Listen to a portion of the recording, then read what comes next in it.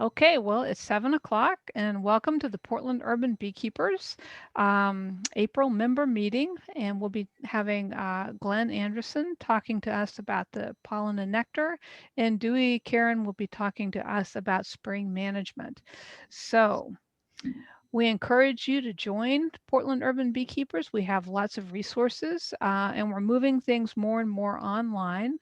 And you can still have access to library books, DVDs, equipment rental. We have the manual and the motorized extractor. I would just make a little note here about the motorized extractor. If you're not super familiar with working a centrifuge, we would like to walk you through it before you borrow it.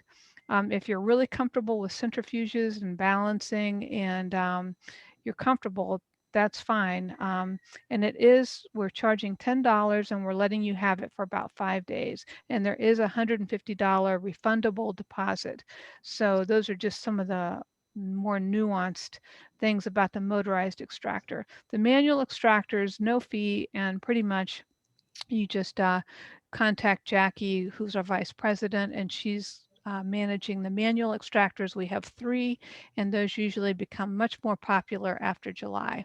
We also have a bee vac, an observation hive, a frame jig. Our swarm list is up and cleaned up and ready to go.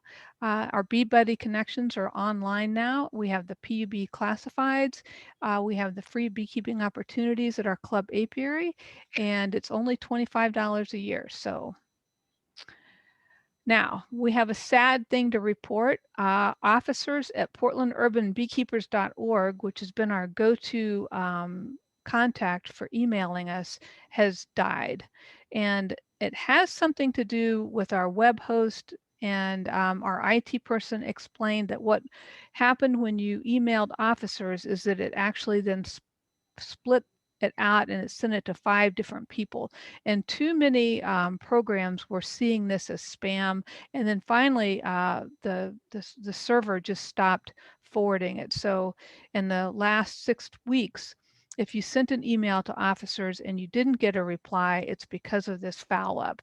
So instead of using the officers at portlandbeekeepers.org, we want you to go to our contact list and email us either individually if you think it's an issue, or you can put us all on the same email. So you can send us a group email. It just doesn't work if you use the officers. So that email has been retired. And I know you won't remember this, but I'll tell you anyway. You can contact me for anything or the motorized extractor. Jackie, she takes care of the other extractors, the manual extractors. Mandy, money things, and she also is in charge of the swarm hotline. And then Jessica, education and any other public affairs. Katie is our person who deals with the library, and Susie is also education and events, and then member at large. And that means if you have anything you want to talk about or you're not comfortable emailing anyone else, you can talk to Brian. And then the apiary manager, if you have anything to do with the apiary, if you want to donate bees, if you want an experience at the apiary, you can contact Bruce. And speaking of our apiary, this is what it's looking like these days. And so I just wanted to give you a nice early spring look. We went out and did an inspection. Both of our colonies are looking really well. We're feeding them and planning to split the larger colony, which is this orange and green one here. So that's what we got there. None of the top bars have bees in them right now. And this is another angle. This is looking from the river with your back to the river, looking back towards our part of the apiary. And this, what you're looking at is Tim's apiary at the Green Anchors. And this is then turning around and looking at the bridge. And this is us working in the summer, not last summer, but many summers ago. So again, we think we're going to restart our Sundays, first and third in June. We're going to watch and see again what the pandemic is doing, but I think that more and more people are getting vaccinated. And if you want to come out and wear a mask, we are planning to start that in June, and we will keep you updated on that. So the swarm hotline, I just want to review that because we are now starting to get swarms on our list. We're getting text messages. So if you were on the list in 2020, please don't re-register. If you're not on the list, you can go and fill out the form. You don't have to do anything else. We'll do everything else. So you just go to resources and click on that, and then scroll down the page to where it says beekeepers, and you fill out that form. Again, please don't re-register if you've already registered, because Mandy just spent the better part of a day getting all the duplicates off and getting it all cleaned up. So it's ready to go. So a couple of things that is time consuming for us as board members, especially about the swarm hotline. So it's not helpful for us if you email us and ask where you are in the queue. That's really, we can't readily access that information. So basically you're on the list, you'll get the text, and then if you answer the text, you'll drop to the bottom of the queue. We are happy to reset your position for a bad swarm call, but you need to let us have about 48 hours to do that. And we may reset you before we actually return your email. So just be patient and know that we're working on that. If you email us with a request to reset you, we will. Remember to please call the swarm reporter, the person that called in the swarm, and ask for photos, and also give them your phone number and ask for update calls in case the situation changes, like they fly away or another beekeeper comes and collects them. Save yourself a trip. So more communication is better. And if you're handy with a computer and you want to volunteer to help with the swarm line, please contact Mandy, and that's her email address, which is the treasurer at portlandurbanbeekeepers.org. We'll take all the help we can get. Okay, so I mentioned this last month, but our Bee Buddy program has now gone virtual. And what this is it's all area Portland Urban members who are new and then who are old, not necessarily chronologically. If you can put your name on this map, if you're willing to mentor or if you want to learn. So you just go to the portlandurbanbeekeepers.org and log in. Click on the resource tab, click on the Bee Buddy map, and then click on the hot link. Fill out the form, note whether you want to be a mentor or a learner, and it'll take a few days for this information to be added to the map. Then click on the icon and the beekeeper's information will appear. And this is Ivan Horvath's project, and he's the guy who's also updating the map. And this is what it looks like. You can see the little icons, and when you click on them, when you click on them, up comes the name, when they registered, their email address, and their physical address. And so they can give you an idea about what their expertise is. And please, for you members, we have lots of learners out there now as this is catching on, but we need more mentors. So if you have a few hours a week to spend with one of your neighbors, please sign up to be a mentor. If it gets too hectic, you can always take yourself off, but we do need more mentors. Okay, so I think we're done with our little one question questionnaire asking about whether people prefer the Zoom meetings or the meetings in person like we did before.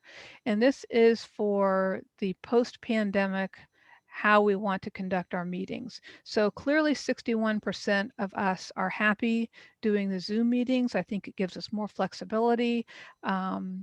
And I know that we also crave that time together. And again, we will be having our Sunday in the apiary work parties where you don't have to work necessarily. You can just come and hang out and socialize, and it's outside. So I think that's a little bit healthier, and we will go back and reevaluate this probably in December. So I think for now we will do Zoom meetings.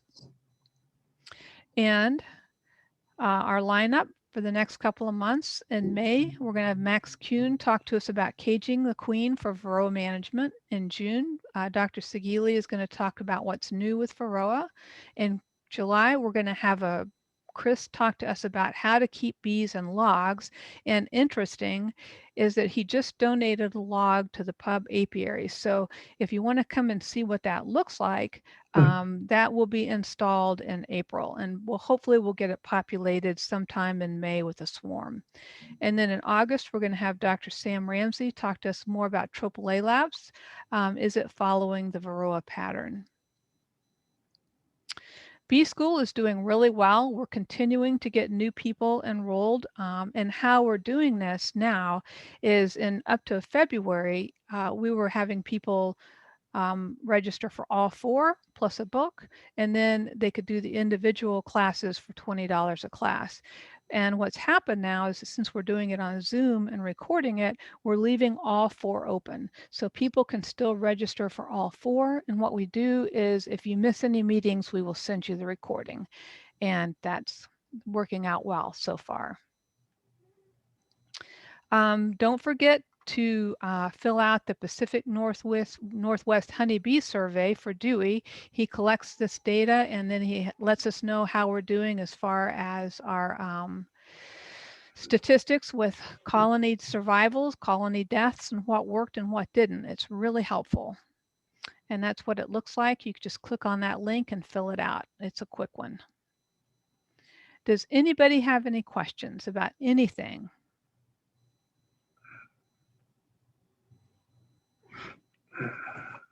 Over to Cheryl, how do you register for those classes? I'd like to take the May 13th class. How do you register for that? So you go to the website and then Yeah. you go under events, and under events is the Bee School, and then you register for it electronically online. Okay, I can do that. Thank you. You're welcome. Any other questions?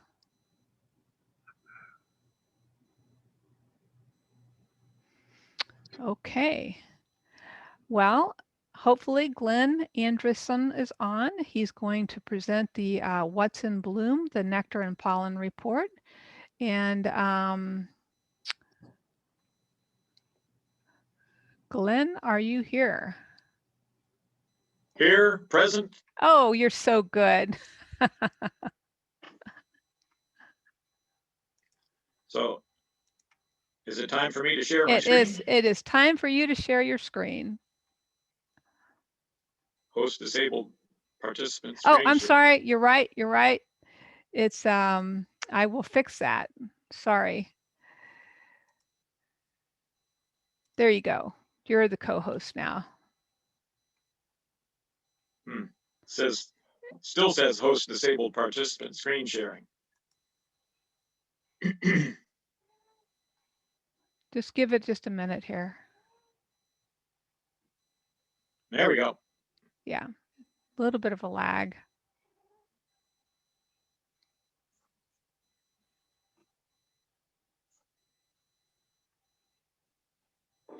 F5 there, I can get going. Are we all right? Just put it into presentation mode and you're good.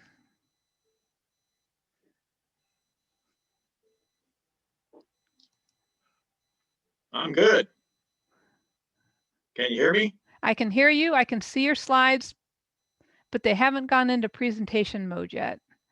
Can you click the little icon down on your screen on your PowerPoint that shows a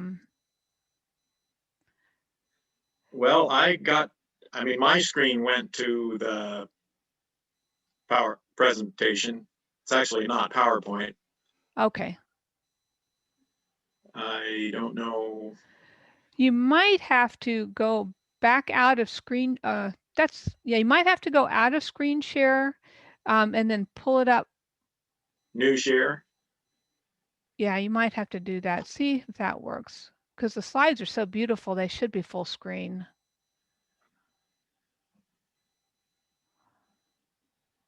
So what are you seeing?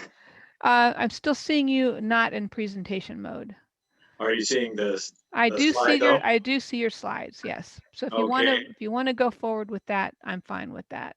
Well, I would rather go big too. Let's see. So stop sharing your screen. So there's a stop share. Yeah. And then go into presentation mode on your screen. on your for your slide deck, and then see if you can share your screen once you get yourself into the presentation mode.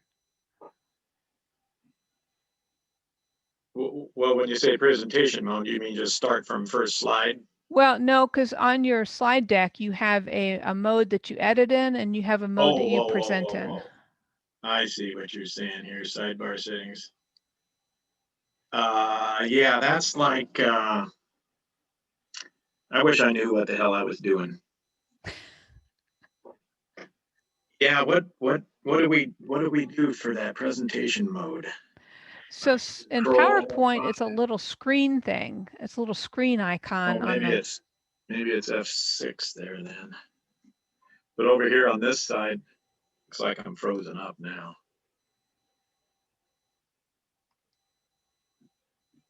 Well, I'm not getting anything. Are you still? I can see you. I can still see you, and I can hear you. But all right, I'm going to go back to you then. I think. So go back to share screen. Yeah. And click the share screen button.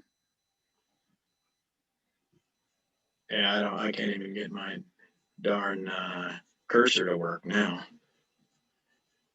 Maybe Dewey should go. Okay, well, we can do that. I'll let you know what happens. Okay, Dewey, are you ready? Oops, you need to unmute yourself. Sorry.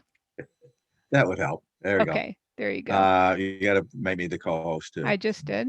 Okay, as soon as it comes up. There is a little bit of lag. There we go. All righty.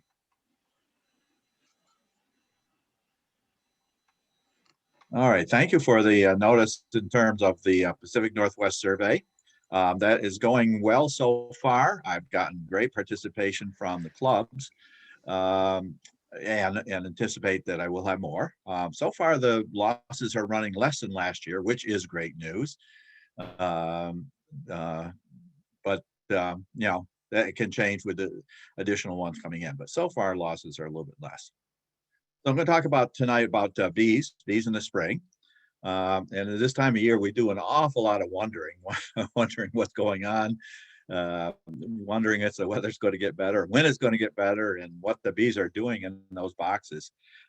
They know spring is coming, and so even though it has been a bit cool, they are developing right along. So we'll talk about that development. Okay. Spring begins the season anew for our bees during these cold nights like we're going to get tonight, and rainy days. They cluster inside. They can get out and do cleansing flights generally now.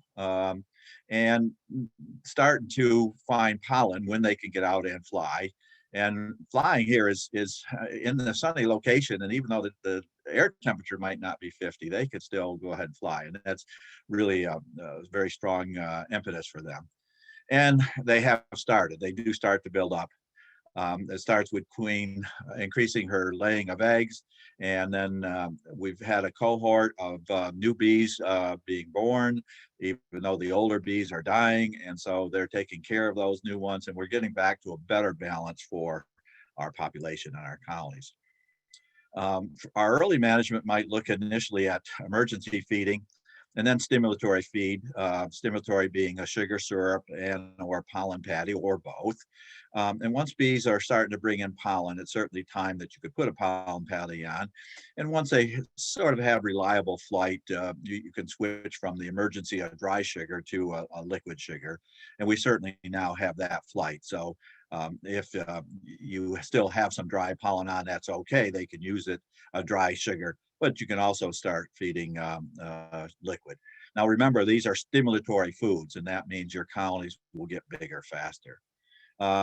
If you have solid bottom boards or even with screen bottom boards, getting rid of the accumulation on that bottom board will make a big difference for our bees. Our early activity has been to pick up dead outs, and then we're now at a point where we really need to determine of those that are living, how they're doing. So initially with our dead outs, we want to check, we want to take and remove those remove that equipment, try to make a determination maybe why, perhaps why they did not survive. That can dictate further movement, further management as we go down the road. And here's a public service announcement. Your hive is not dead until you open the box. Until observed, it exists in a state of superposition where it is both alive and dead. So for those of you that have not yet opened those boxes, you're in that superposition. Hopefully that they are alive. And as I said, our surveys are looking pretty good for losses being less than last year. The other thing that we can do with our early spring colonies, and if you haven't looked at them yet, certainly looks like the weather coming up is going to be reliable to do that, but many of you have. And so one of our first activities is trying to determine the strength of the survivors. We call that a Goldilocks concept. Perhaps you recall Goldilocks went into the forest and found this cottage and went in it, and she found 3 bowls of porridge, one too hot, one too cold, one just right. Then we got tired and went to sit down in a chair. One was too hard, one was too soft, another one was just right. Got very tired and laid down in a bed. One that was too hard, she did not. One that was too soft, she did. And of course, then the one that was just right. Well, that applies now to our looking at our colonies now in the spring, the Goldilocks concept. Because as we look at our colonies, we'll find some colonies that are weak. Too weak, yeah, perhaps, but at least weak. You can see we can count seams of bees, and you can see here's the bees only on part of the box of frames, and they're only going across a couple of frames here. So roughly 1 to 3 frames in our spring is a colony that's pretty weak. We hopefully are going to find more colonies that are too strong, and that is as you open a box, and here's our emergency feed lid. So we've opened our box, and you can see there's bees just wall to wall from one frame to the other. This is an 8-frame box, but you can see that box is pretty filled up. And then the just right bees, those that are in between the two, so that when we open the box, there's still a lot of honey in the outer frames, on the edges of the frames, but we're looking at maybe 4 to 6 frames of bees. And so that will then dictate what we might be doing now for this first part of the spring. The 2 week probably could benefit from a feed, from boosting by giving them brood and or bees. The strong colonies, it is not too soon to weaken those because of our swarm season. And just right doesn't mean that we close them up and forget about them. We're going to try to watch these because some will develop more rapidly, some a little bit less. And so we're going to do some of the same things maybe with those that are a little bit weaker, not developing faster by feeding or boosting, but maybe those that just right get awful strong fast, depending on weather and their availability of pollen and all those environmental factors. We might need to try to weaken them a bit too, so that we don't lose the bees to swarming. Now, this applies to whatever kind of colonies we have. Some of our non-traditional colonies, of course, we're not going to be able to open them up and take a look at them. So some of that is hefting. Hefting is another good, valuable means of trying to determine, once you have some experience, what kind of shape they're in. So it depends, again, what type of hive, what configuration you have your bees in terms of how you're going to determine that Goldilocks concept. March. March is always a roller coaster month for beekeepers in their hives in New England, but we can substitute here for Portland, Oregon. A roller coaster of emotions, hive conditions, new season planning and support actions. Both those missed and unplanned. Remember, like a roller coaster, hold on tight. Ed Carl, our developer of this information, says, I worry as much about losing beekeepers as losing hives this month. And certainly it is very, very discouraging to come out and find that colonies that you thought were in good shape, colonies that did everything you wanted of them last year, haven't survived the winter. March is rarely a pretty month for Portland beekeeping, except for some pollen foraging, if lucky. And then we get all giddy and joyful. Our palms start itching and we got to get into those bees. Well, that's when we're going to do that Goldilocks concept of trying to figure out, okay, I've got some I need to maybe boost, some that, ooh, boy, gee, these are strong already. So what am I going to do about that? As I indicated, now that we're into that after that, for most of us, that first initial assessment, April is survey month. Let's hope that we have that downtrend that we saw last year. For the number of years that I have been doing the survey, it has been the misfortune of the pub group to have the very highest of losses. And last year it was the average. In this case, average means good because it was not among the very highest of the numbers. I have not started to crunch any of those numbers except to know that I've been getting good return from pub, and overall the returns seem to be getting closer to 30% so far this fall. That would be fantastic if we're down to around 30%, if that in fact occurs. And for the number of years of survey year, I am showing here the red line. This is the survey of our commercial beekeepers for the last year since, in this case, this survey is showing since 2011, so for 10 years. You can see their numbers of their losses over the winter are always lower. The middle line is that line for our hobbyists, those individuals with less than 50 colonies of bees. You can see that's about double what our commercial numbers are. Consistently year after year, and they trace very nicely. And so that years with high losses by the commercials are years with high losses by our hobbyists. I mean, that's a good tracing. The blue line at the top is those years I just showed for pub. And you can see, as I indicated, pub in most years always right at the very top of in terms of the club losses. But last year being average. So that's fantastic news. That's great news. Now, with our management, after we made that initially determination of, gee, maybe I need to do something to make this colony stronger, or maybe make this one weaker, the concept that we're working on is that basically from a winter low that depends if you're looking at brood or adult bees, that occurs in February or March, the colony will grow very, very rapidly. Once that first flush of new bees comes off and starts replacing the rapidly dying older age bees, then they take over and things start going very, very quickly. That increases to a population peak. That number may go from as low as 10 to 15,000 overwintering bees, perhaps at the lowest point, to 45 to 60,000. And that depends on a number of different factors, of course, as to what those numbers might be. And then it will then drop off into population decrease back into that dormant period where resources are not available. And so this would roughly be our winter, our spring season, our summer season. And hopefully that peak is in coinciding in our area with the bloom from blackberry, our fall season, and then back to our winter season. So this time of year, what we're trying to do is ensure that our bees are on that roller coaster, and that roller coaster is going up to try to get at that major point, that major peak in terms of its population. So the blue shows this typical bell-shaped curve of a population of honeybees. Now, we do not want to flatten that curve, at least this early in the season, because we want those colonies to grow, get bigger, particularly if we are in the business of trying to produce some honey, trying to have our maximum use of pollination by our colonies. Now, there is a curve we do want to flatten in our bee colony, and you know that curve as being our mite curve. So our mite curve is slower to develop. Initially, most of the mites are reproducing. Eventually, they then start on that same roller coaster upward. Their bell-shaped curve is slewed a little bit towards later in the season, because they will reach their peak population as the bee population is decreasing. And we know this is August and September into October.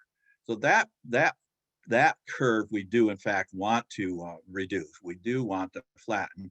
And so pretty soon, next month, in fact, we might be thinking very seriously in terms of working to reduce the amount of reproduction of those early mites that are doing that reproduction, particularly in the drone cells, but also in the worker cells.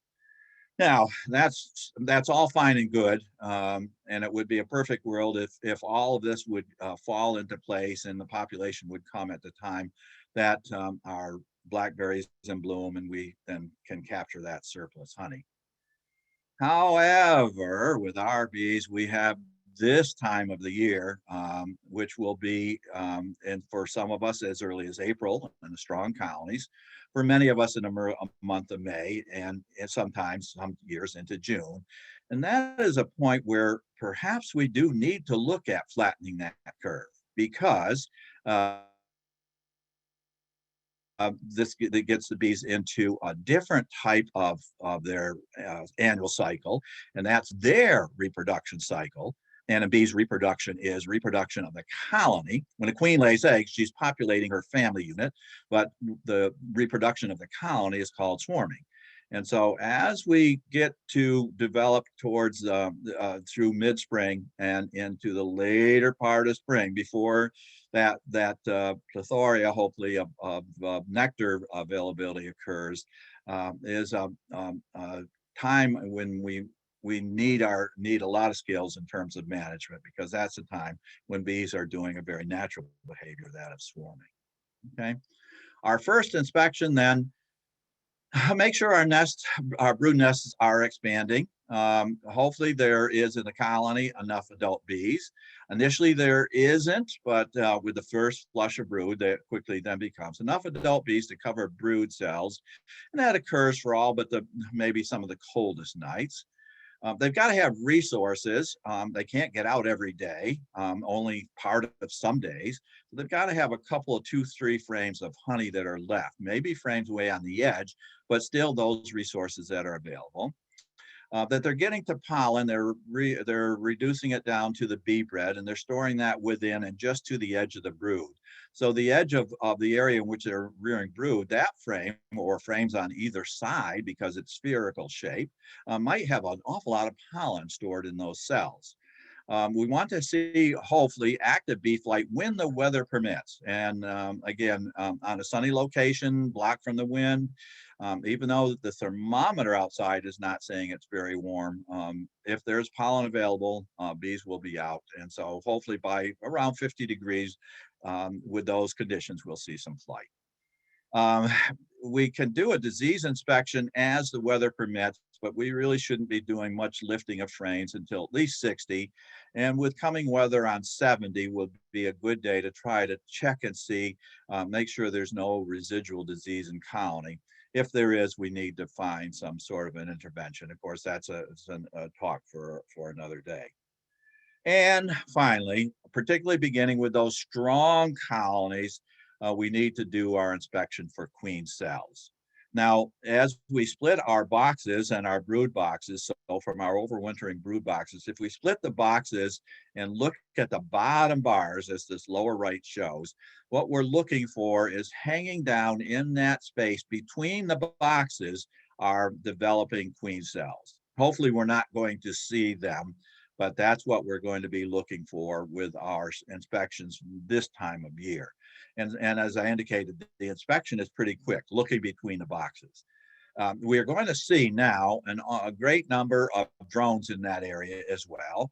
We're also going to see queen cups. Now, the difference between the two, cells and cups, is cups are the precursors of what could be a queen cell. And this time of year, bees are building them like crazy. And normally they're in the very same places. And so we need to distinguish from a queen cell, developing queen cell, and right next to it, an empty queen cup. Queen cups are normal. We expect to see them. It's a good sign that your colony is doing well. It's a sign that things are moving right along. But we don't want to then see that the bees are starting to rear replacement queens, and so seeing the queen cells. And again, the place to look is between the boxes. Our managements then, our 3-part stool for our management for spring is initially colony buildup, ensuring colonies that will come out of winter will build up, picking up our dead outs. Our second is keeping the colonies together, and that's what we're going to then go on here and discuss, and that's related to looking initially for the queen cells. And our third part of all of this will be adding supers to our colonies. So we're going to concentrate this evening on the remainder of this middle section. Right now, we're entering, particularly with those colonies that were judged to be strong in the spring, of keeping colonies together. Now, in introduction for the last 3 months, Cheryl has been showing you this development graph. And this is a sort of a composite of a number of colonies done a number of years ago. Actually, this is for Ohio. I don't know if I've ever said that to you, Cheryl, or not. This is actually done by a person that was in Ohio. And what it shows is the dashed lines as the adult population. So you can see that they reach a low point in the beginning of March or in February, and then start up that incline for the bell-shaped curve. And the solid line is the brood population. And so we have to have brood being produced because the old bees are dying initially. So that's that difference here in very early March. In some years, this is back a little bit in February. We had a mild January, so we saw some of this back in February. Now, the point we're in now here in our month of April, you can see our brood population is increasing very dramatically, and the adult population is as well. Now, the slide, this illustration shows that what happens sort of on average with many colonies, may not happen in every single colony, is then all of a sudden, there's a very drastic drop off in brood, and that is related to swarming because of their preparations for swarming. So as the colony is growing, as the brood population initially, then the adult population, we can then get into this period of colony reproduction or swarming. I'm going to illustrate the 4 stages of swarming. These are artificial, of course, but just a way to try to sort of talk about this huge topic of swarming in our colonies and what they're doing in spring. So the 4 stages of swarming. Initial one is our efforts in terms of the bees' efforts in terms of normal growth, growing to their maximum size or a large size without the colony division. So the prevention of the efforts in terms of swarming. Swarming is a mighty complex behavior, as it should be, because it is a basic reproductive biology of our bees. What the things that we can see, some we can see, some we cannot measure as well. The initial stages, as colonies start to get healthy again, they start producing drones. Then they start building the queen cups. That has already occurred in all but our weakest colonies. So these things are now already happening. These are the early factors that may well then lead to continuation or the behavior of swarming, the complete behavior of swarming. There is very much a genetic component to this colony swarming. Not all colonies prepare. Those that prepare, not all swarm.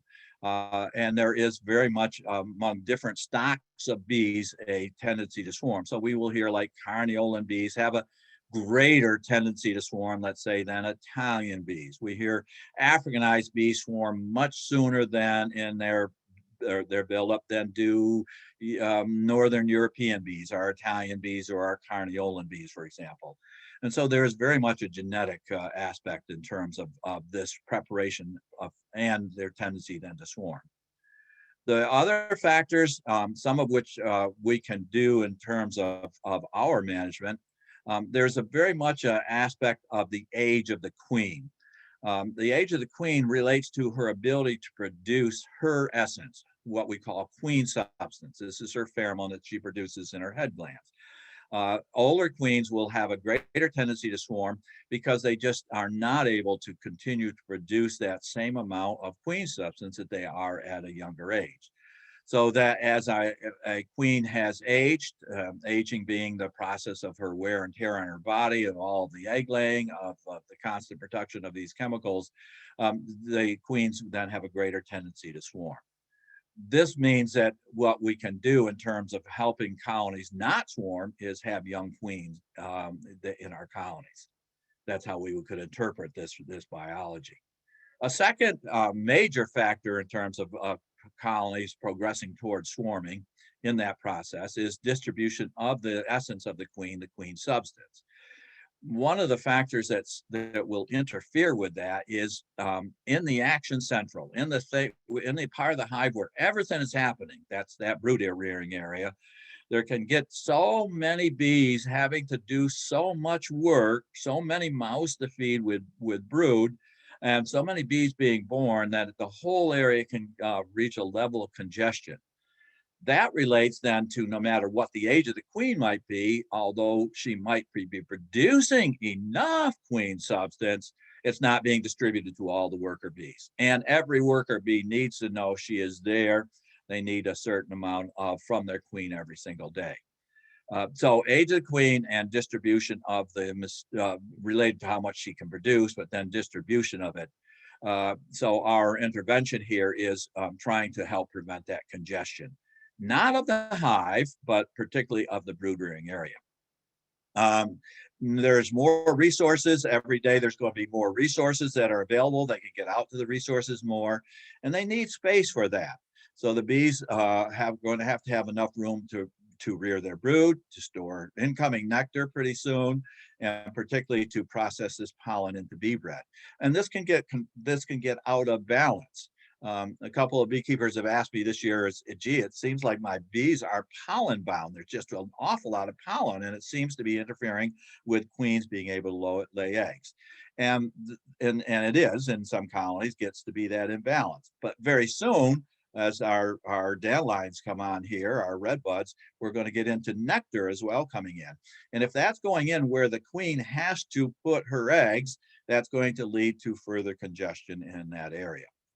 Of course, and there's an overload of all of this environmental conditions. We talk about swarming years. We talk about delayed springs or early springs, resources available early or not, et cetera.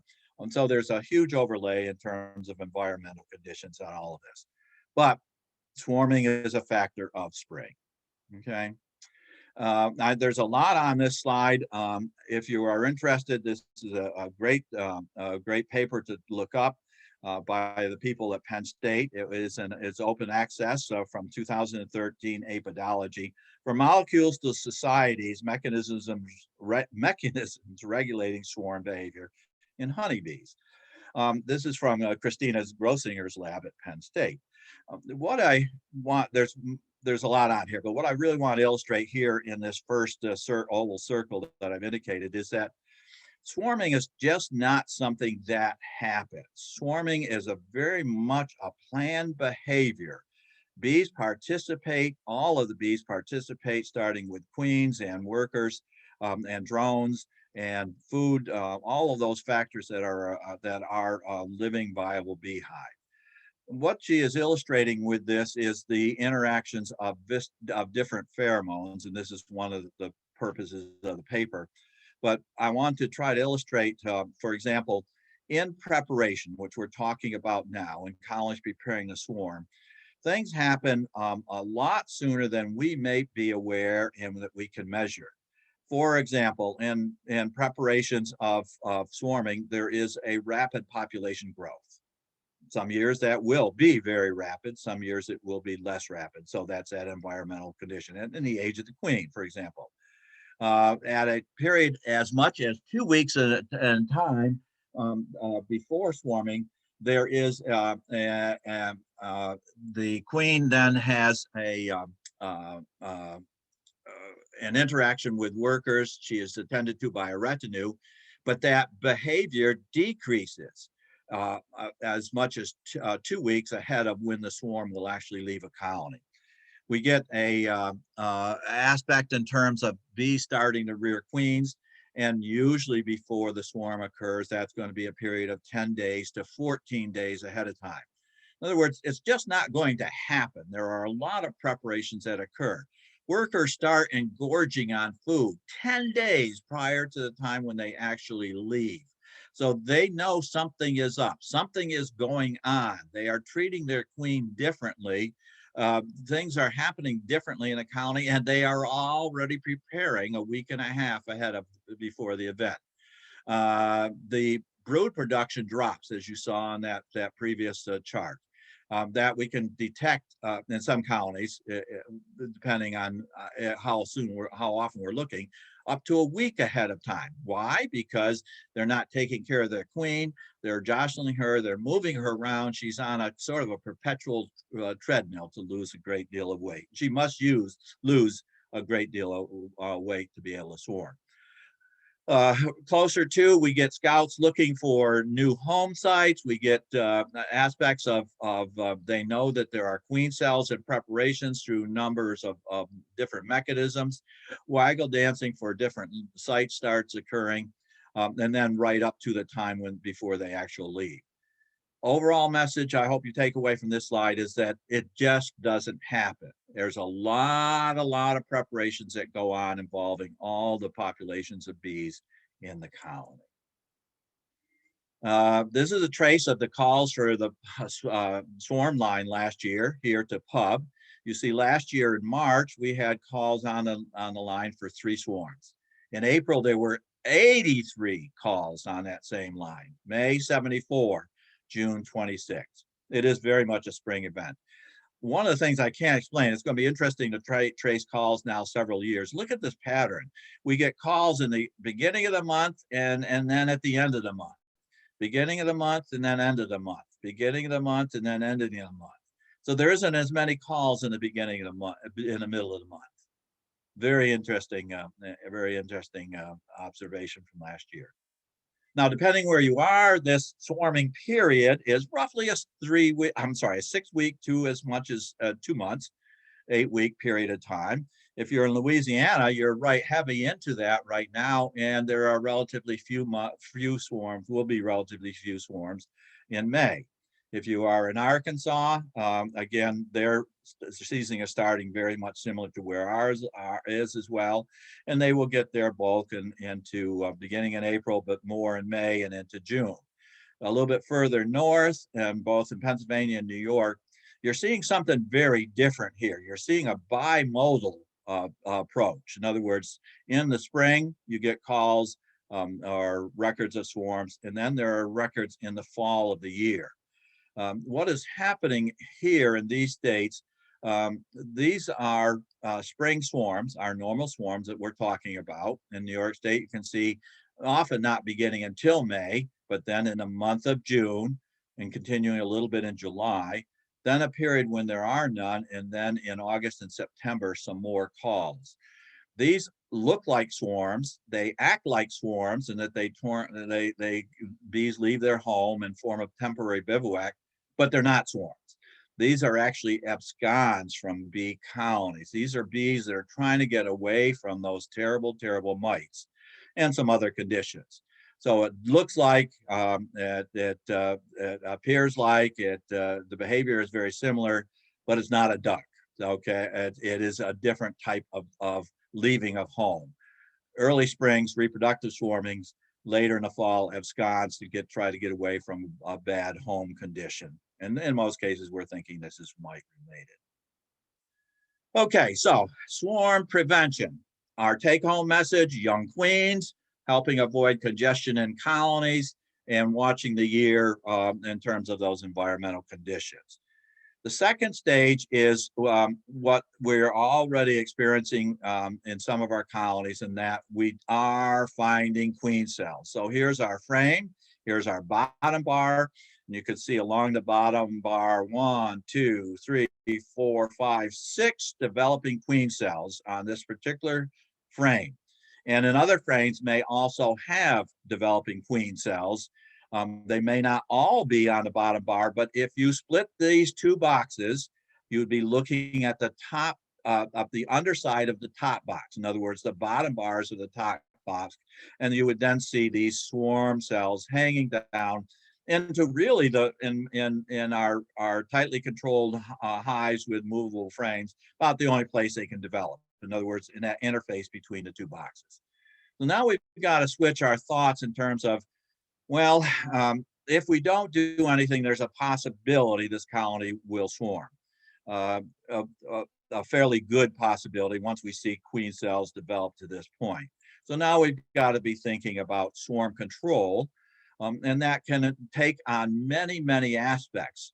One of them, it could be that we then go on patrol of looking for swarms, checking the hotline, or our neighborhood or our apiary for the developing swarms, the swarms themselves. Or we can perhaps look in terms of some aspect of management. What can we do as we're seeing these development of queen cells? So we can call that arbitrarily. What we did before is prevention, but now we've got to do some control. There are three major steps, and they are major, and they are a lot of work in terms of if we see developing queen cells. One, from the colony that is rearing these queen cells, we've got to remove the cells. We've got to remove all the cells. Secondly, we have to try to do something about congestion. We can't change the age of the queen, but we've got to open that up as much as we can, that action central, the brood area.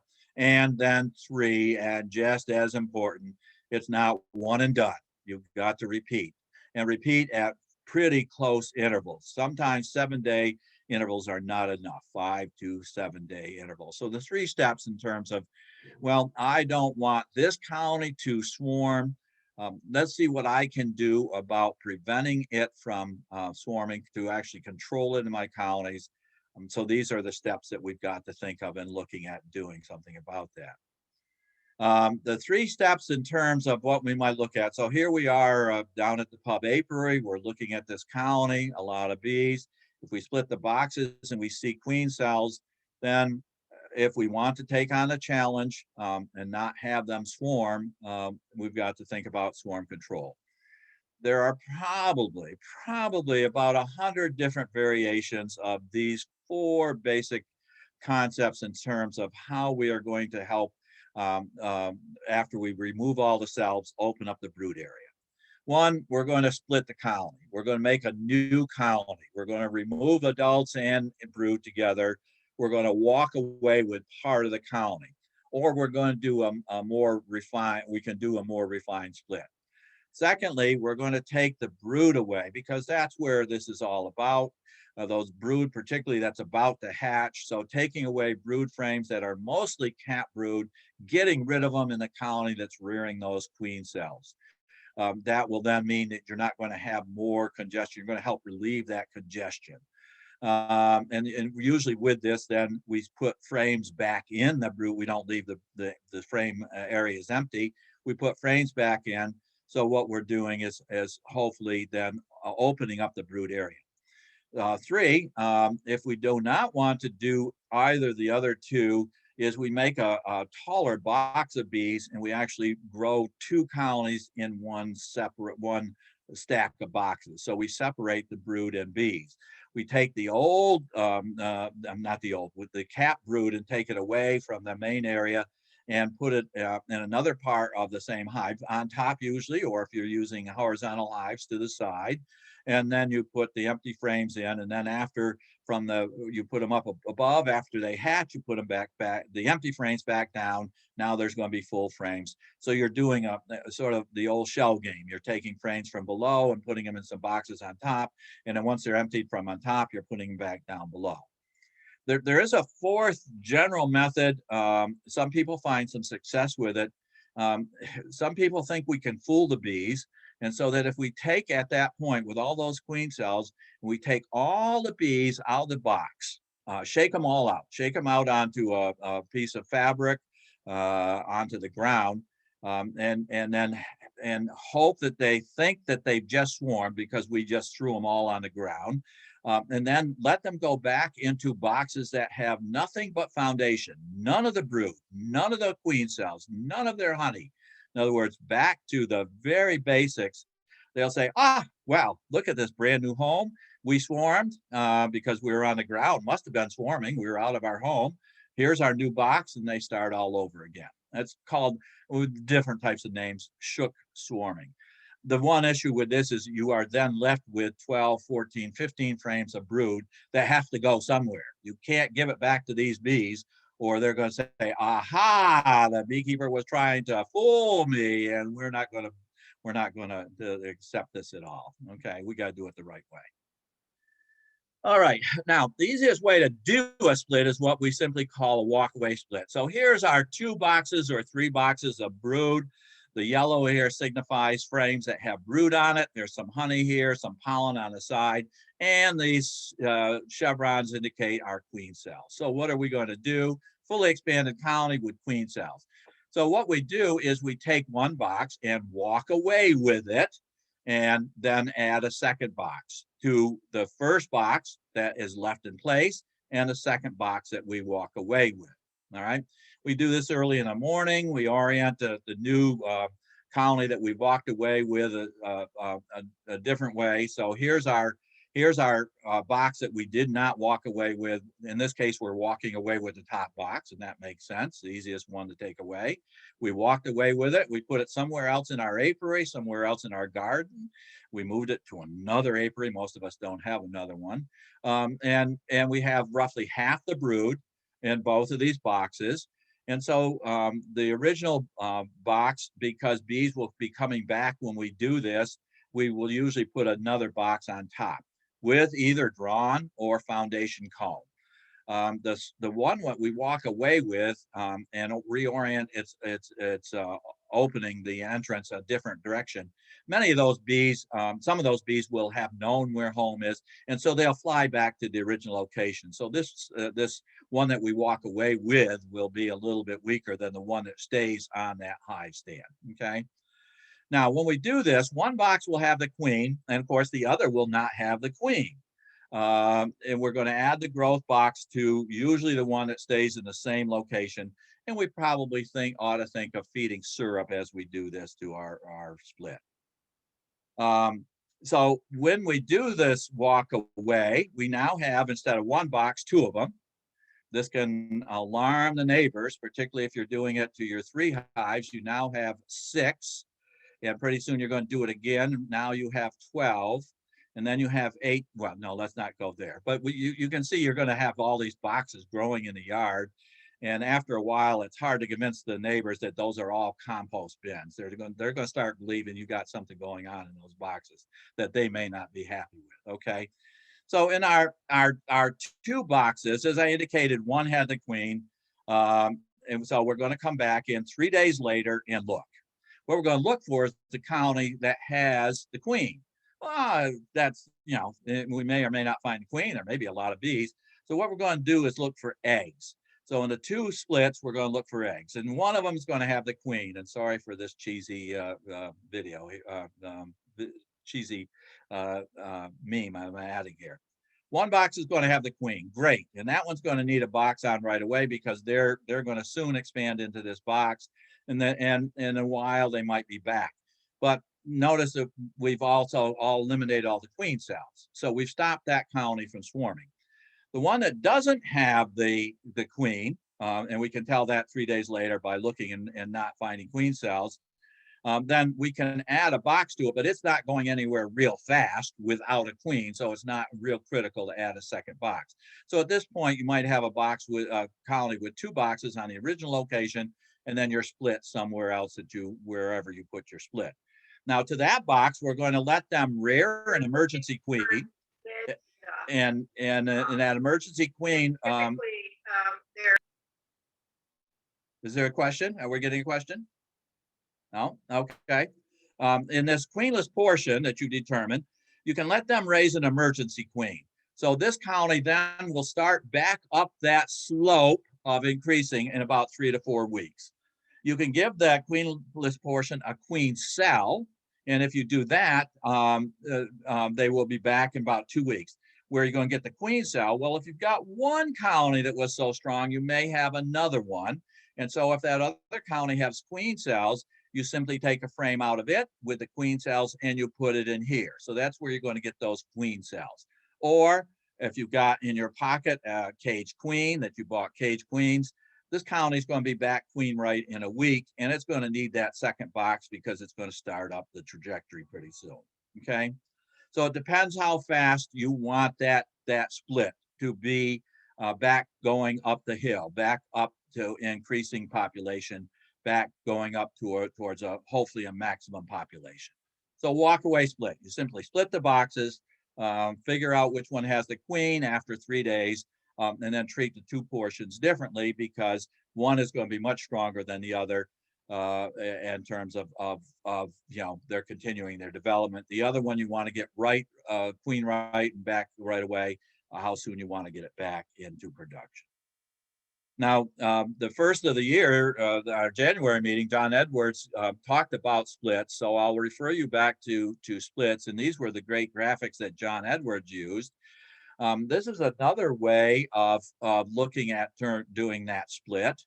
So in the first one, we didn't know where the queen was. So let's improve our chances to know where the queen was so that we have one strong colony and we have a queenless split. The way we do that is we split the two boxes, take the other box just on a temporary stand and then remove every frame and shake the bees back into the original box, in the original position. So that after you're done with this, you have a box full with lots and lots of bees. And then the other box that has virtually no bees left in it at all, but has the brood and honey or whatever might be the case. Then take out from your storage or buy a queen exuder, put a queen exuder between those two boxes, because now you know in that lower box, that's where the queen is, because you shook everything out of this second box, this top box. So now you know queen in the lower box, a queenless split here in the top box. So now you can go ahead and do your step 3. Within a very short period of time, nurse bees are going to walk through the queen exuder. They're going to start taking care of this brood. They're not going to abandon it. But only the worker bees can get through. You have your queen in your lower box, and then you will go ahead and requeen your other box with cage queen or queen cell, whatever you might have available to do it. Now, in his talk, and I refer you to it, John had many other great ideas with good illustrations in terms of other methods of splitting. But early in the spring, these are two that we can think of that will work to try to reduce that tendency towards going towards swarming. So here's our situation, queenless portion above. We know the queen is down below because we've shaken all the bees down below. And so now we can split and handle right away, not waiting for 3 days, handle right away, not having to develop our skills of looking for eggs. Right away, we can handle that second box. And it would be a quick cage queen if we want to get it right back in production. Queen cell faster than if the bees rear their own queen. Okay. So doing it yourself, the DIY, you're basically making a nuke or a package or a split. And this would then save you that expense of having to go ahead and buy nukes to replace those losses that you had, the winter die-outs. Or if you do want to expand your colony numbers, do it yourself. Make up your own nukes, your own splits, instead of having to buy the nukes or buy packages to replace those losses. Or you can start another beekeeper. Instead of directing them to a place to buy packages or buy nukes, sell your nukes to those new beekeepers or give your nukes away. Okay. Now, with our colony that is expanding so rapidly, here's another thought that we can come up with. So here's our fully expanded colony, brood in both boxes, lots of frames. This is our very strong colony, brood on 12 or 14 frames. The chevrons indicate these are our queen cells. So they're developing queen cells. You can see they're developing here in between the two boxes.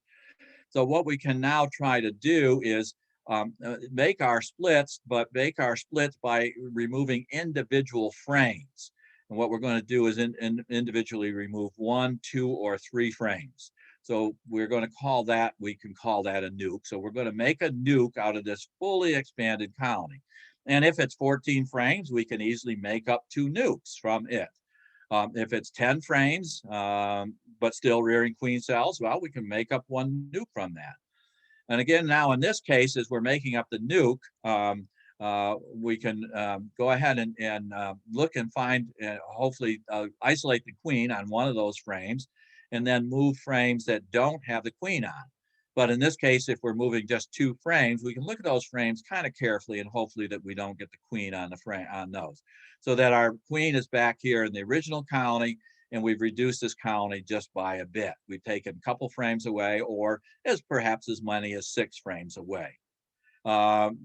To bolster the nuke, we could go ahead and shake extra bees into it, depending where we put it, and then add queens or let them rear their own queens.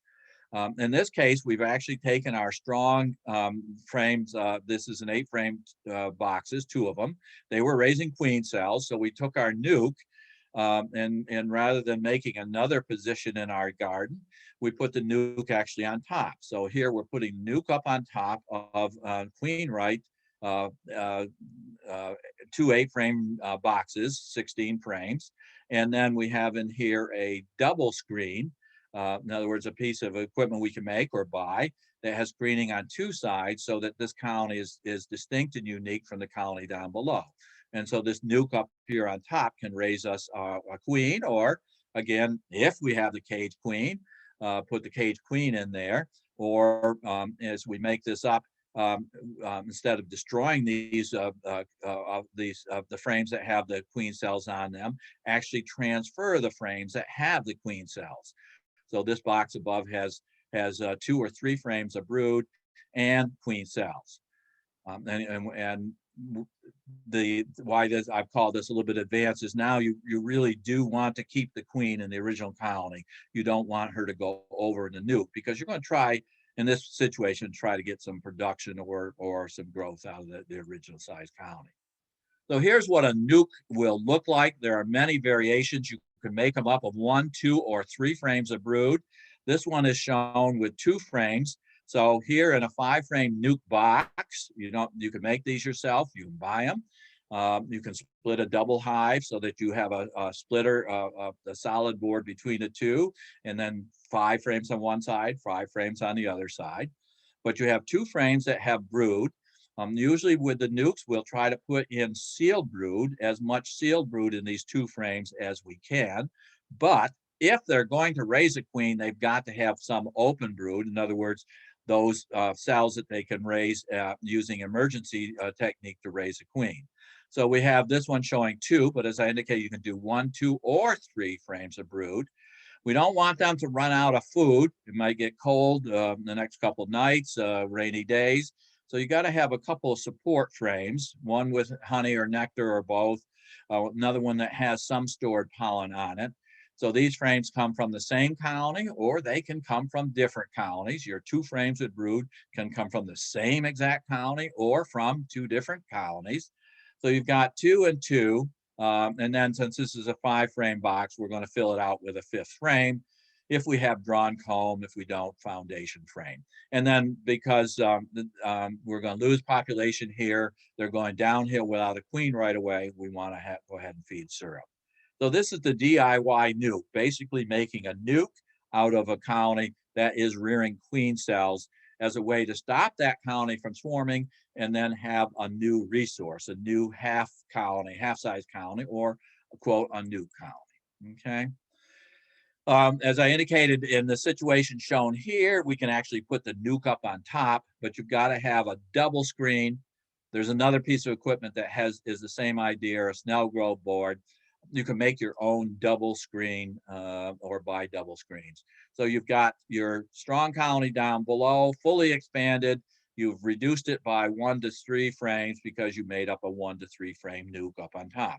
So hopefully this colony will stop raising its queens, and you now have a colony that's going to have a new queen. Later in the year, you're going to use this queen to replace the queen in the original colony, so that when you go into spring next year, you have that condition of a younger age queen. So later in the year, you're going to get rid of the queen that's down below.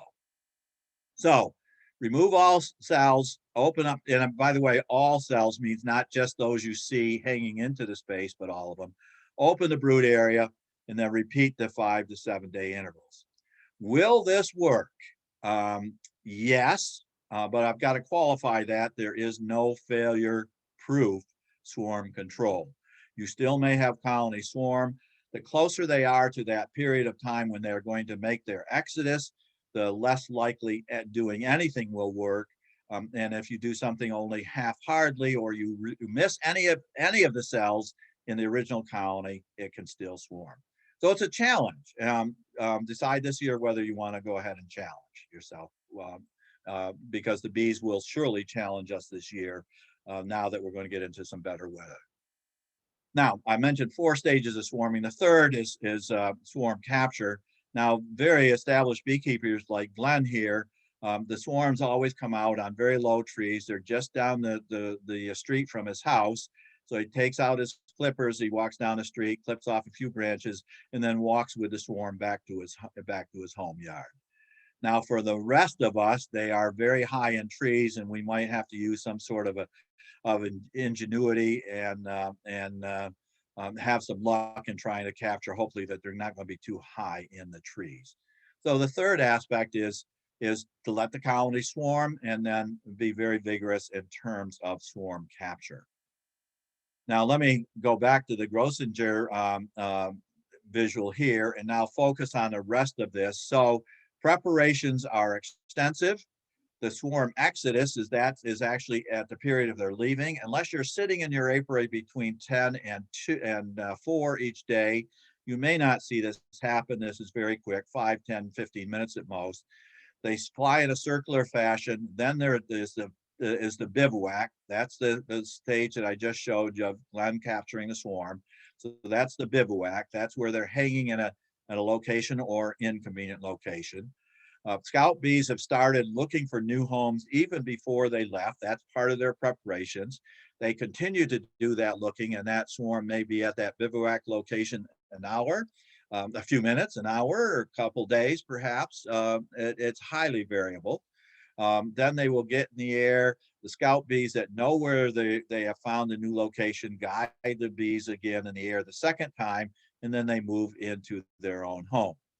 So swarm capture can be capturing them at this bivouac site, and this will come from the swarm hotline from pub and beekeepers in your neighborhood knowing that you're a beekeeper.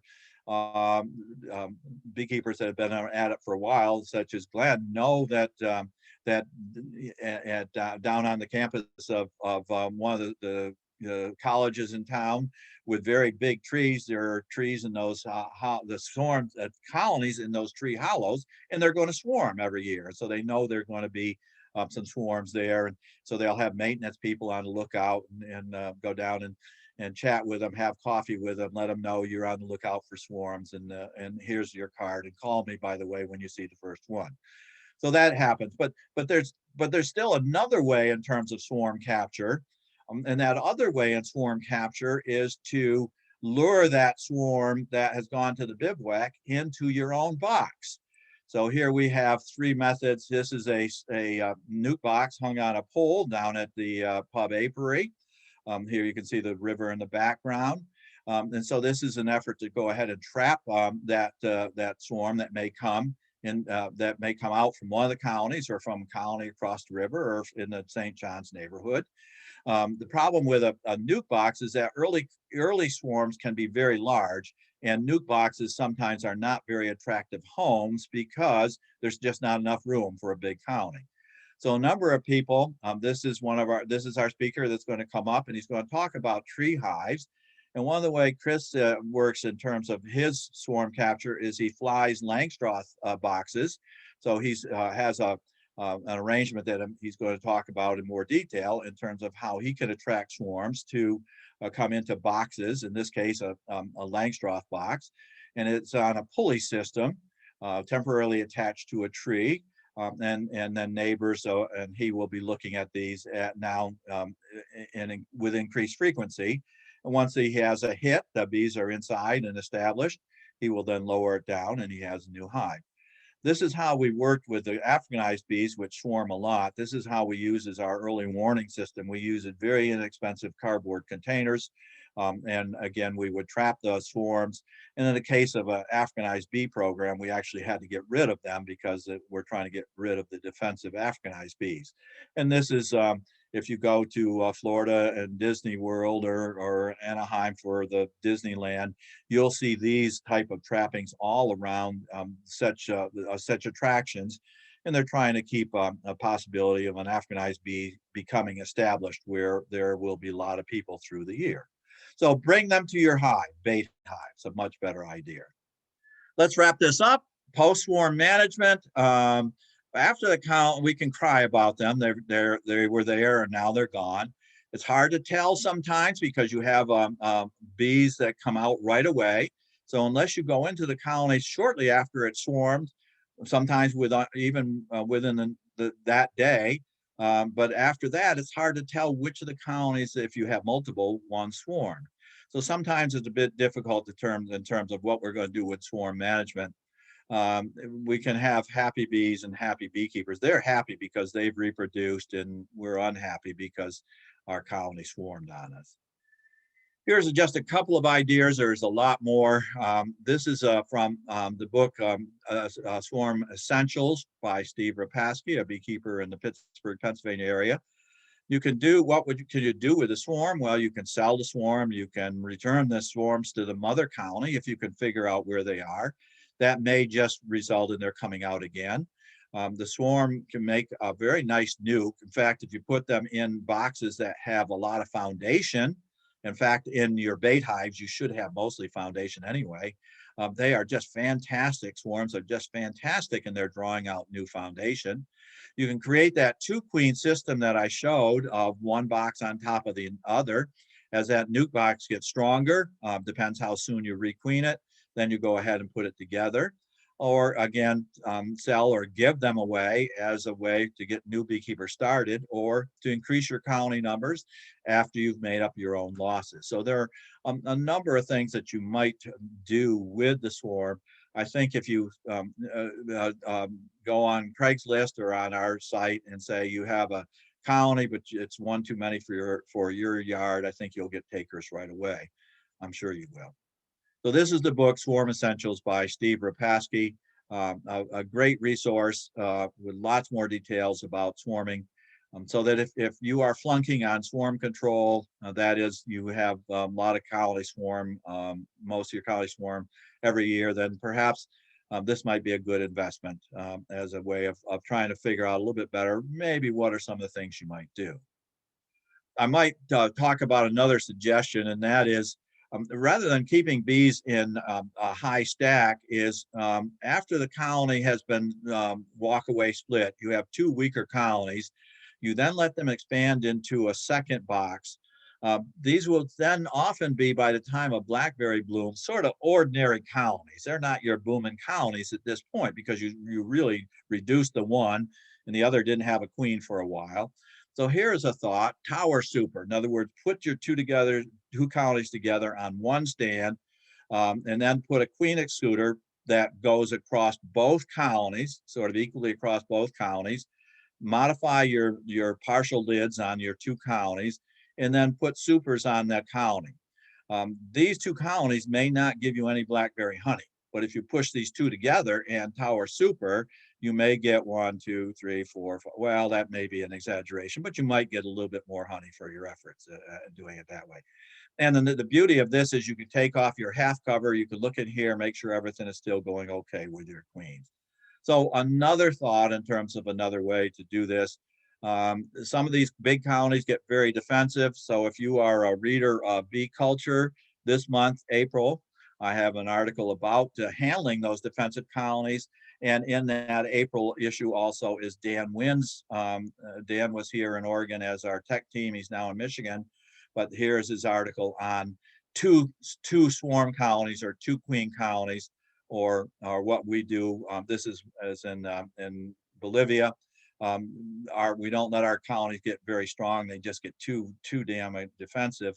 And so we push colonies together. We tower super down there with rather than putting supers on individual colonies. So it's just another way of doing the same thing with our colonies. All right, it's a big topic. I know I've gone over it much too rapidly, but again, if you have questions, let me do the last one more in the shameless promotion department. I have quite a little bit about swarming and honeybee biology, which is the textbook that we use in teaching. Looking for conditions that are not normal, the Penn State manual that I'm co-authored with, or the new book that I have on Complete Bee Handbook. So Okay. let me stop sharing. We do have some questions, and some of the questions have been answered by the group, so I'll just sort of review them. And that is, one person asked, why does the queen have to lose weight? And we all know, all of us, that if you're too heavy, you can't fly. So that's why they're trying to get her to lose weight. Sad but true. Queens and us alike. And then we had some questions about piping, but we all know that, you can go online and find some interesting YouTubes that actually have recorded the queen piping.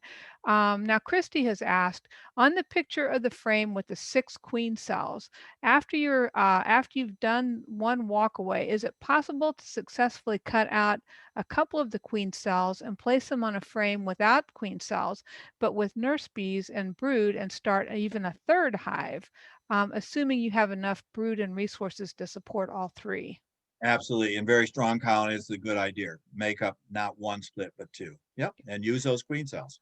Okay, and Anne asked, how long can you leave a queenless hive without a purchased queen? Well, they're going to raise an emergency queen as long as they have open brood, so they're not going to be queenless. They're going to be rearing a queen.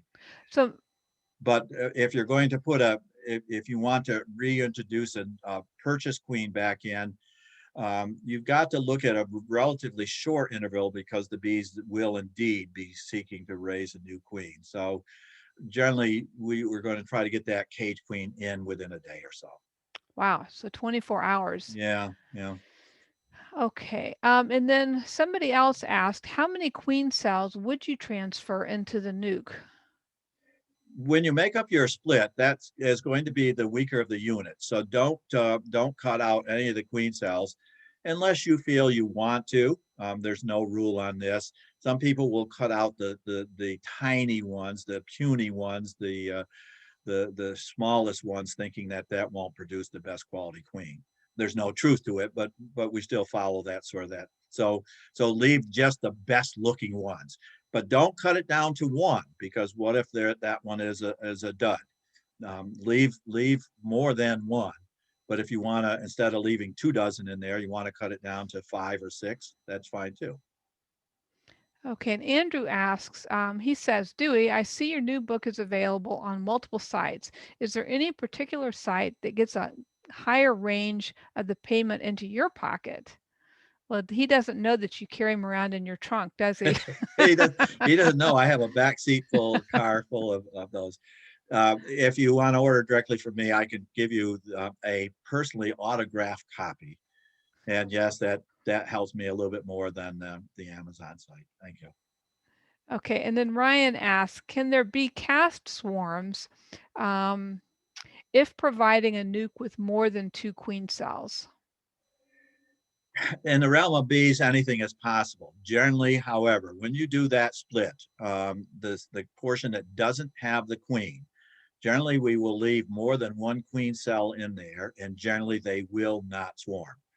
Now, when I say that, you'll do that the next time and it'll happen that they will swarm from you. But generally, the colony that doesn't have the mother queen halts all of that queen rearing and settles down to just rear 1 successful virgin queen.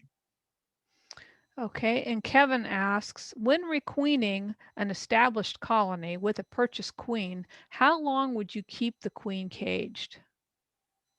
So it depends a little bit if you're trying to change genetic material, et cetera, but generally let the bees get used to the queen. So what we generally will do is put the queen in a cage that has a candy plug and let the bees eat the candy plug out from the cage.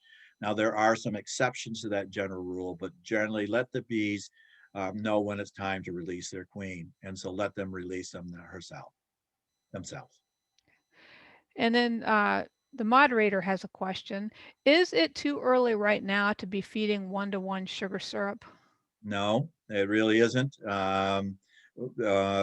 For particularly those colonies that we had judged as being weak, Or if we now make a split, these next few days or next week are looking pretty nice weather. We make a split.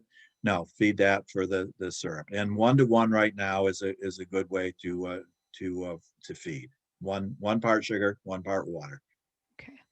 And Blake asks, how often is the queen unsuccessful or less successful when mating? How long would you let a new queen raised by the hive go before you pinch her and let the hive try again? If you're going to pinch her, you've got to make sure they have young brood so they can raise another queen. Generally, it's the opposite. Generally, we are too impatient. We think it should have a queen. Remember that queen, if we let them requeen themselves, it is going to be a 3 to 4 week period before they have a new queen laying eggs. And in that period, I will bet that about half of our listeners in about 2 weeks are going to say, oops, I don't have a queen. I got to buy a queen immediately to put in the colony. So that's the way we err. We err on terms of it has a queen and we're trying to put a queen in there. In most cases, we're going to let that colony, that split go, and we're not going to evaluate them until the summer. And if they have been a dink all year, they've gone nowhere all along, then that's not the queen we want to requeen to go into the winter months with. So generally, we would not, when we do those splits, generally we're thinking not to get production out of them. Now, if it's an exceptional year, that can occur. For example, when we buy our nukes this month, we can get beekeepers every year are reporting getting honey production from blackberry from those nukes. So if we make up DIY it, do it ourselves, then we can get production from those in some of those nukes. We really can. Okay, Kevin asked, if a colony still has leftover stores, is it still necessary to feed the 1-to-1 syrup? Is it a better stimulant than the stored honey/syrup? Early in the season, it's extending the season. And so those cold nights, those 2 or 3 rainy days in a row, that syrup is going to help. But as I indicated earlier, be aware, if you stimulate, you're going to get stronger colonies. So if you're feeding syrup and they're already a strong colony, be aware that you're going to have a lot of pressure from swarming in those colonies. Okay, and Susie asks, when you make a split, is it best to move the box with the queen so that the workers go back to the queenless box? So that is the idea of trading places. That's another aspect. So when you take the walk away, you walk away with it. Some of those bees are going to go back to the original spot. So some people advocate, well, put the split there and take the original colony and put it somewhere else. It's just another option. It's a way to make the split less prone to failure because it's getting the benefit of the majority of the forager population. So it's a good variation. Most people would like to put it oriented in a different direction in a slightly different place in their yard, at least initially. Okay, and then Brandy wondering if you could just repeat the name of that swarm book that you mentioned. Swarm Essentials is by Stephen Repasky. Stephen Repasky. Okay, that looks like all of our questions. And thank you so much. That was a great, inspiring talk about spring. And I feel ready to get out and look for some queen cells. And it's coming next week. It will be, yes. So I think that, yes, and thank you. And I just want to give a heads up that hopefully in September, if all goes well, Dewey's going to give us a talk on Africanized bees with the history and what are our potentials up in Oregon for having a problem with these bees. So that should be a really interesting talk. As you know, that's Dewey's area of research in Bolivia, our Africanized bees, and I'm looking forward to that. So that would be September. Okay, thank you again. And I'm going to find Glenn, and Glenn is going to have now, he has had to reboot his computer. He's had to upgrade and the whole Windows 10. I know that that came through the other day. So Glenn, are you ready? I don't know. Okay. Well, what I'm thinking I can do is I have both my laptop and my desktop queued in here. So if it doesn't work on my laptop, I'll use the laptop for my video and oral, use the PowerPoint. Okay. So first of all, we want to share screen. Is that correct? We- No, we- not yet. Not yet. I just made you co-host again Okay. because I think when you rebooted.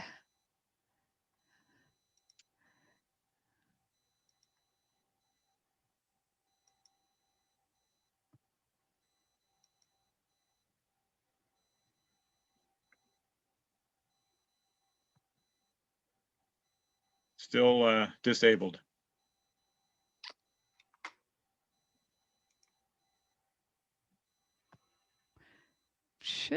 Should be able to, because I don't have any of the other things. Oh, here we Well- go. Hold on.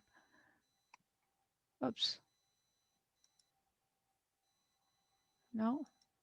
Share screen. It says host disabled. Wonder if I can do it over here. Oh yeah. Okay. Let me try this here. Share. Okay, it's beginning to share. All right, So I don't know if this is going to, so if you go down to the bottom, it should be the bottom left hand of that screen. There is that little tiny screen icon where you can click it and it puts you into presentation mode. but this is not It's on, PowerPoint. it is on, yeah, but I can see it. I could Oh. see it on your screen. Over here then? This little guy? Punch it and see that. See what happens. View. Yes, view. Well, that's full screen. No, that's not what I want. Let's see. I'm going to try this here. There you go. You got it. All right. Okay. Success. Thank you, Glenn. All right. Let's get it on. Thank you, Dewey, for stepping in there and pinch hitting. Okay, I have a few numbers here that I always find interesting. You know, May is generally our biggest time, the end of May and into June, where the hive puts on a lot of weight. Not last year, as you can see from this, that, can you see this? Yes, you can. You know, it weighed 257 pounds here on May 27th, and it weighed 257.5 pounds on June 3rd, and you can see what it did in between. This is a hive that's on a scale, so it's easy to figure out if they're putting on weight or losing weight. And when it's raining, they're losing weight. Now, also, I keep track of when the last frost is, and the last frost was just 2 days ago here. And you can see there's quite a variability. You know, I don't know what the average last frost date is. It's around April 1st, I think. But there's some variability. And there's also some variability when I take bees to blueberries, which I've done for more than 20 years now. And it's generally pretty consistent because the farmer and I want the blueberries to have about 5% bloom. So the bees have something to go into the field for and not elsewhere. And so you can really see the variability here from May 7th back in 2011, early as April 7th in 2016. And I don't know what it's going to be this year. I don't think it's going to be anytime soon. And so I also then put these together to see, well, is there any correlation about that? And I don't think there is. I remember one of our bee meetings, or I should say our bee conferences. Oh, this is probably 20 years ago, maybe, not even that. I don't know. And anyway, they were talking about the difference between causation and correlation. And he mentioned that there's a correlation between on the East Coast that there's a correlation between the amount of ice cream cones that are sold at the beach and the number of shark attacks on the beach, on that same beach. They both go up during the summer months. So therefore, ice cream cones must be causing shark attacks. No. So there's a correlation, certainly, but is there causation, cause and effect? It doesn't appear to be here. Okay, well, I'll go through this quickly here since we're past 8:30. I don't know what time you normally want to end the meeting, but I burned a lot of time dinking around there. So and what I will do here is not so much spend so much time on each plant, but tell you why I chose these plants, because this is just a small smattering of plants that bees are actually attracted to. But poppies are very attractive to them, and they come back pretty easily, maybe too easily. They send out a lot of seeds, but the bees are really, as you can see them buried in here, easy to grow. You'll see that I have a bigger selection when I talk about good bee trees, because that's really where you get the most bang for your buck, in that they take up some space, but they're on the sidewalk or over the street or something like that. And no matter what you put in your flower bed, one tree is going to be multitudes more forage for bees. But every little bit helps, and each pollen has its own amino acid spectrum, etc. So it may be contributing to the health of the colony there too. This is just always attractive, this little Echinops perennial will come back very nicely. The milkweed, not only is it attractive to honeybees and ants, but of course it's the sole plant of the monarch butterfly larva. It feeds on the leaves. It's the only thing that the monarch butterfly will feed on, the larva. Lamb's ear is another one that'll it spreads pretty readily, but you can contain it. It's a nice looking plant too. Many of the alliums will be coming up in this next 3-month period.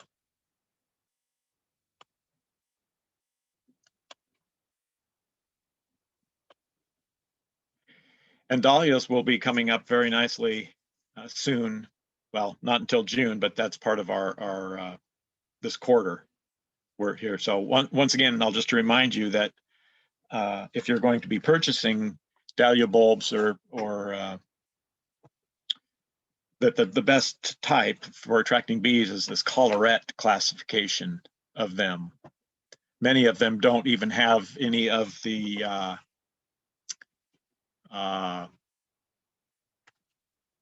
nectar or the pistils exposed.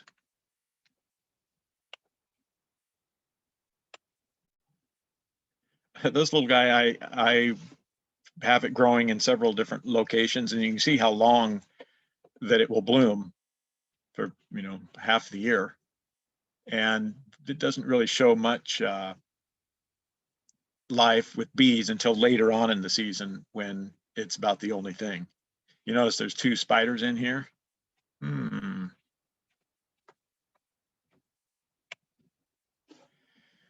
This hardy fuchsia doesn't start until June, but I like it. It's also a very long-lived plant, and when many other things aren't blooming in October and November, this one is.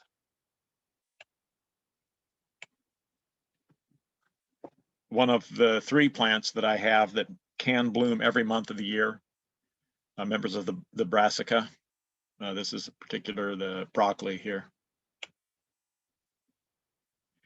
The fruit trees are starting to bloom. The plums and cherries at my house are in full bloom now, as are the Asian pears. Everbearing raspberry will start later this month, and the summer raspberries next month. The Marionberries earlier or later. It just depends. By the way, I'm grubbing out many of my marionberries and putting in a thornless type of berry that has marionberry as part of its parentage, maybe about 20%. And it's pretty good. It's not as good tasting as the marionberry, but it blooms early. And I like that because I have a big problem with the pest, the spotted wing Drosophila, the fruit fly, and it blooms earlier than the marionberry by a month. And it's done before the marionberries really come on, and the fruit fly, it doesn't come out until about July, and by that time the Columbia Star berry is done. So lots of bees in this artichoke, but I'm not going to wait for all of it. One of my favorite and vastly underutilized hedge plants, this Japanese holly, very small bloom, as you can see here. It's taken looks like about all 6 of its legs to hang on to that little thing, but it'll just hum. You can just see so many of the little blooms. I would like to replace I have a boxwood hedge in one place and a privet hedge in another, and I think I'd like to replace this. But you know, they say that the best time to plant a fruit tree is 20 years ago. You know, probably the same with a hedge. But the second best time is today. I missed today. Have to be tomorrow. The Mahonias, good. This Pieris is not one of my favorite plants, but it's very early, you know, and it'll still blooming into this month, and it really is a good early bee plant, not only for honeybees but mason bees. Ceanothus would have to be on anybody's top 10 list for honeybee plants or just pollinator plants in general. Here we get to trees. This time of year, the big leaf maples and the Norway maples, even though this is considered a nuisance tree now and is not allowed to be planted anymore on city property, it still is a great bee tree. The horse chestnut will be opening up later on this month, and the American chestnut will not be until July and August. Another invasive, but it's a great bee plant, holly.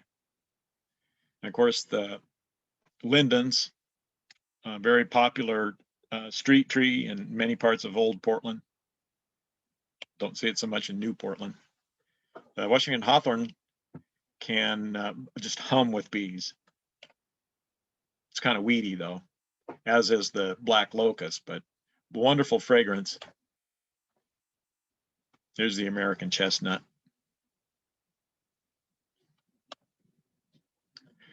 Catalpa, an attractive plant as well.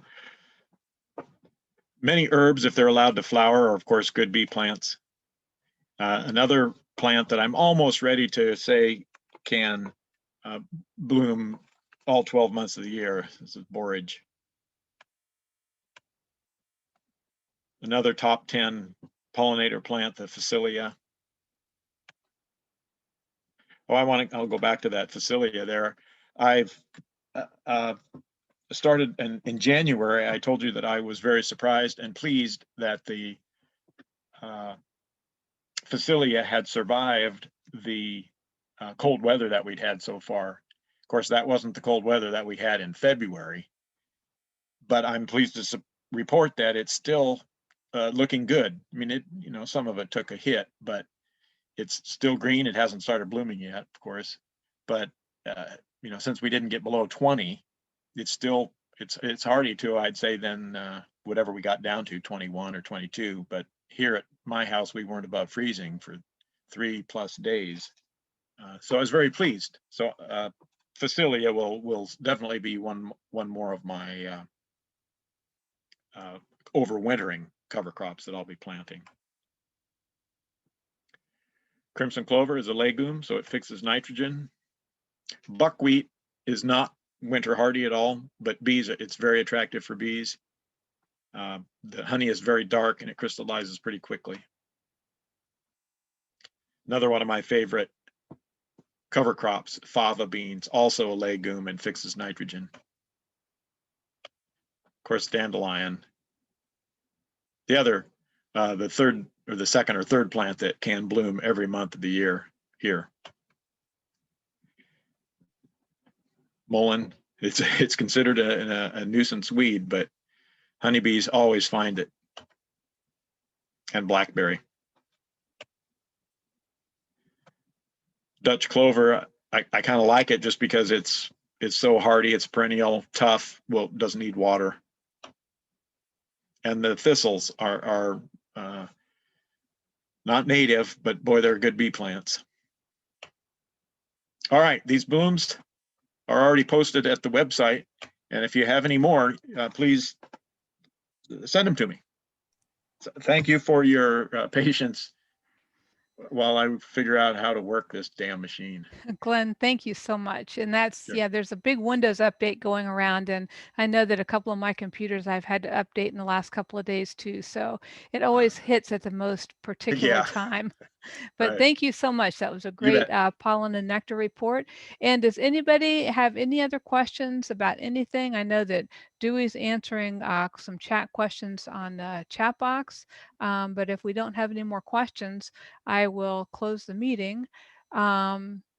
And I also will go ahead and send out, since I still have the Zoom link to the splits talk that we had back in January, I'll send out that splits talk so that you guys can refer back to it, since now is the time to be thinking about splits. So I'll wait for this recording to be ready. So sometime between now and midnight, I'll get both those recordings out to you. Any other questions, comments? Okay, well, thank you all very much, and we'll see you next month. Take care.